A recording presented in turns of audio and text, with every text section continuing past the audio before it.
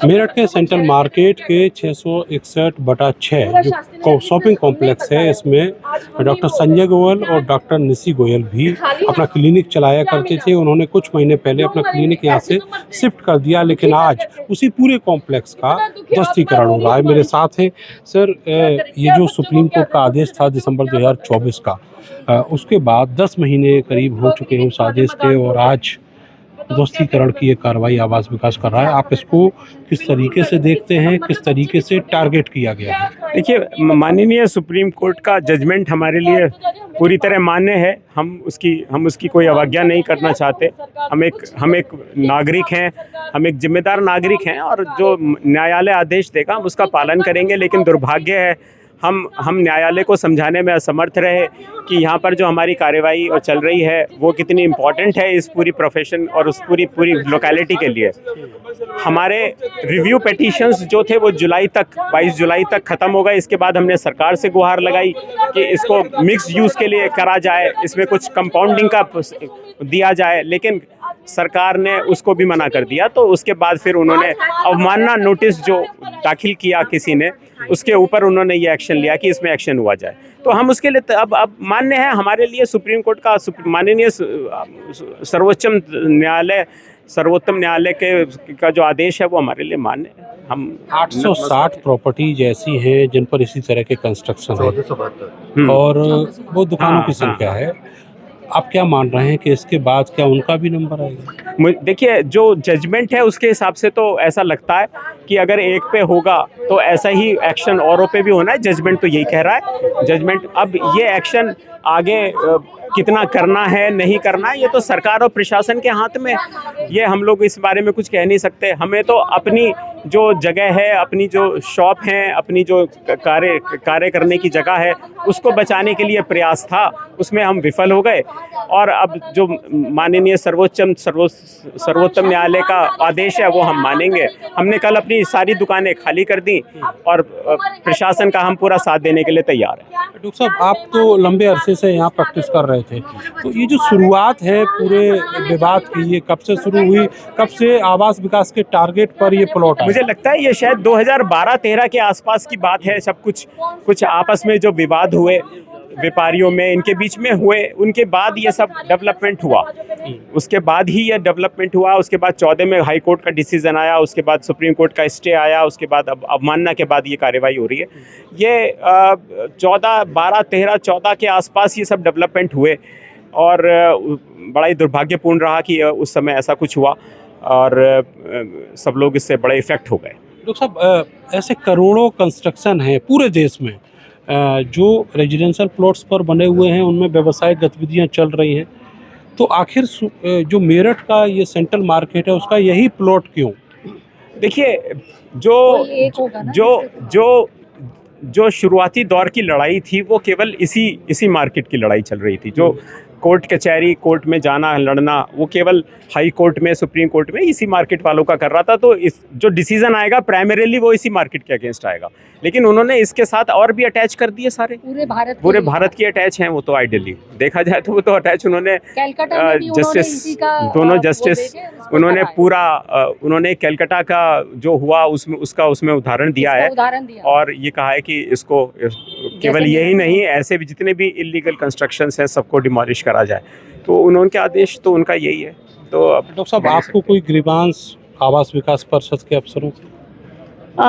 Grievance तो क्या है कि ग्रीवेंस ये है कि जब बन रही है बिल्डिंग तब क्यों नहीं रोका जाता, और उसके लिए नागरिक भी जिम्मेदार हैं। जब इतना सब हो रहा है तो फिर हम नागरिक, जब हम तो 1990 से बैठे हैं, हमें तो उस समय नहीं पता था, लेकिन जो आज बन रहे हैं उन नागरिकों को क्यों नहीं समझ में आ रहा कि ये सब गलत हो रहा है? वो फिर भी बनाए जा रहे हैं। बीजेपी के नेता आते हैं, इनॉग्रेशन करते हैं, सब कार्यक्रम चल रहे हैं उसी हिसाब से। तो चल रहे हैं जहाँ पर आपका है उसी के आसपास चल रहे हैं। उसके लिए हम नागरिक भी तो जिम्मेदार हैं, या हम नहीं? हमारी कोई जिम्मेदारी नहीं है, केवल आवास विकास की जिम्मेदारी नहीं है, जिम्मेदारी हमारी भी है। जब हम ही अपनी जिम्मेदारी को नहीं समझ रहे, हम तो पुराने बैठे हैं, हम तो 35 साल से बैठे हैं, उस समय से बैठे हैं जब हमें कोई नीति, कोई कानून था ही नहीं, कोई विधि नहीं थी। लेकिन अब विधि है, सुप्रीम कोर्ट में केस चल रहा है, फिर भी नागरिक बनाए जा रहे हैं। और आवास विकास सील करता है, फिर खोल के उसके अंदर से घुस के कार्यक्रम शुरू कर देते हैं। तो नागरिक भी उतने ही जिम्मेदार हैं, खाली नेता या सरकार जिम्मेदार नहीं है, हम लोग उतने ही जिम्मेदार हैं, उनसे ज़्यादा जिम्मेदार हैं। मैम एक सवाल ये है कि अगर सरकार चाहती तो क्या इस सुप्रीम कोर्ट के आदेश से पहले या बाद में कुछ अमेंडमेंट कर सकती थी, कुछ मदद ये आपकी कर सकती थी, उसी बिना पे हम अब तक यहाँ टिके हुए थे कि सरकार हमारे लिए कोई ना कोई सॉल्यूशन इसका लेके आएगी और हमें राहत मिलेगी। और उसी के चलते नागरिक ये सोच रहे थे कि कुछ नहीं होगा, सरकार कुछ ना कुछ तो करेगी, इसलिए दिन दुगनी रात चौगनी ये सेंट्रल मार्केट फल फूल रही थी इसी अब उस पे कि कुछ नहीं होगा और सरकार कुछ ना कुछ करेगी और हम सब बच जाएंगे। मैम एक सवाल ये है कि आपने जब ये प्रॉपर्टी खरीदी तब क्या कंस्ट्रक्शन हो चुका था या आपने प्लॉट नहीं, का बस पार्ट ये खरीदा नीचे की 6 दुकानें थी, बस 6 शॉप्स थी, आगे वाली सिर्फ 6 शॉप्स थी और कोई शॉप नहीं थी, हमने शॉप खरीदी थी बस। हाँ बस। था? और भी जो विक्टिम हैं इस पूरे प्लॉट्स के, मैम आपका यहाँ कौन सा प्रतिष्ठान था? आज की जो स्थिति है उसमें आप लोग अपने आप को कहाँ खड़ा हुआ पाते हैं? हाँ खड़ा खाली है, अब क्या करें, सबके हाथ पैर जोड़ लिए, कुछ नहीं मिला, क्या करें।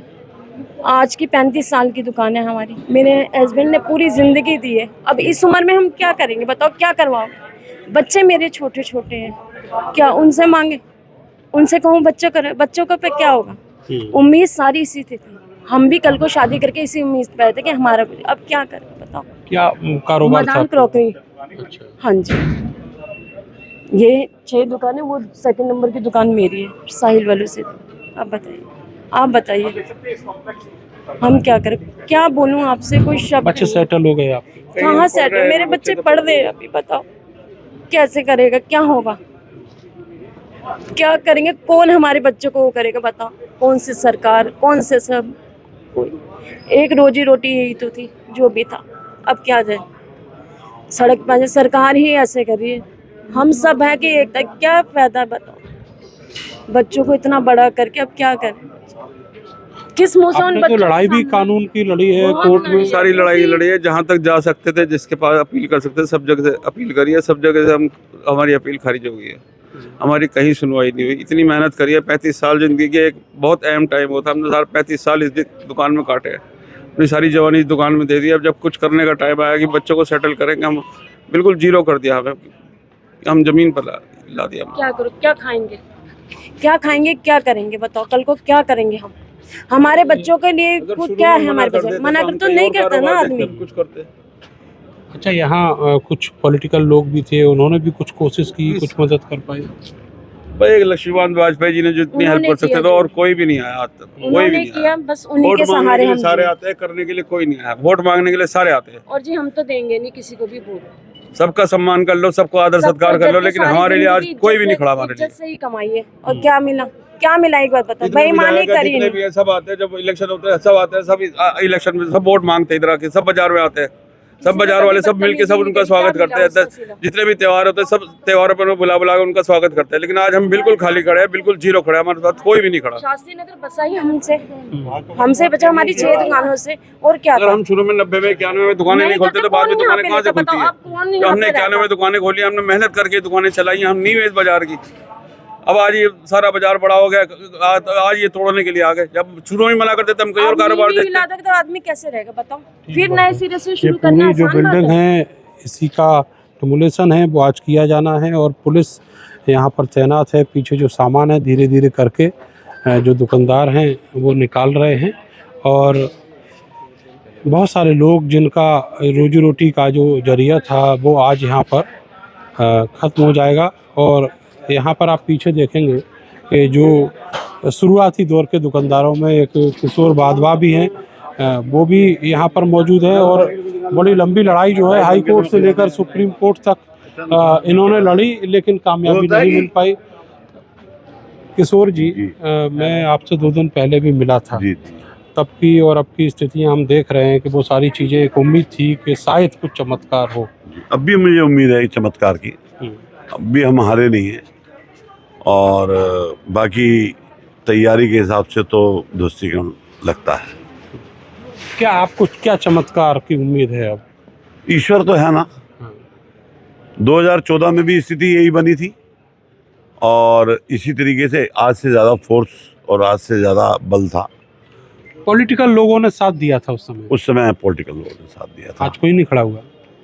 आज हमारे साथ एक सांसद लक्ष्मीकांत वाजपेयी जी के अलावा हमारे साथ कोई नहीं है। वो अब तक भी मेरे संपर्क में हैं।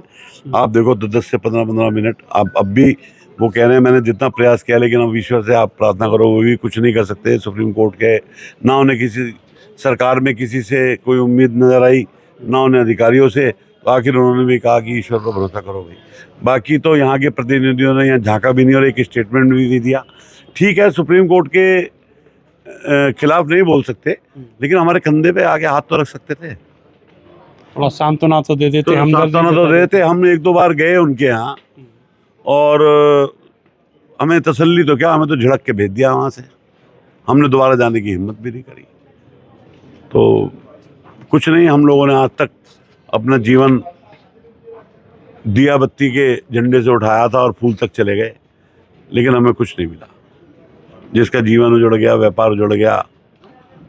जहाँ मैं 27 साल की उम्र में आया था, 64 साल की उम्र हो गई। यहीं से बच्चों की शादी की, पालन पोलन, पढ़ाई लिखाई करी, और आज मेरी अर्निंग यहाँ से किराए से होती थी, जिससे मेरा परिवार चलता था। ठीक, बच्चे कामयाब हैं, लेकिन एक बाप का बच्चों के आगे हाथ फैला के घर का खर्चा मांगना बड़ा, बाप बेटे को दे तो सकता है, लेकिन लेने पे बहुत जोर पड़ता है। अब मजबूरी है भैया, सब कुछ देखना पड़ेगा। ये नहीं मालूम था, हो सकता है अभी कोई चमत्कार हो जाए। जो पॉलिटिकल लोग हैं ये उनका असली चेहरा जो भी बातबाजी बता रहे हैं, आप देखेंगे कि यहाँ पर और भी बहुत सारे दुकानदार हैं जो बैठे हुए हैं। ये रजत जी की दुकान है टॉम एंड जेरी के नाम से। यहाँ पर बच्चों के और बड़ों के जो आंखों में आंसू हैं, बैठे हुए हैं अपनी दुकान के सामने, और उम्मीद थी कि कहीं कुछ हो सके, कुछ चमत्कार जैसे ही हो जाए, लेकिन कुछ नहीं हो पाया। और अब आप देखेंगे कि यहाँ पर जो पुलिस के लोग हैं वो भी आ चुके हैं, आवास विकास के जो लोग हैं वो भी यहाँ पर आपको दिखाई देंगे। अलग जो मजिस्ट्रेट लोग हैं वो भी यहाँ पर धीरे धीरे करके पहुँच रहे हैं।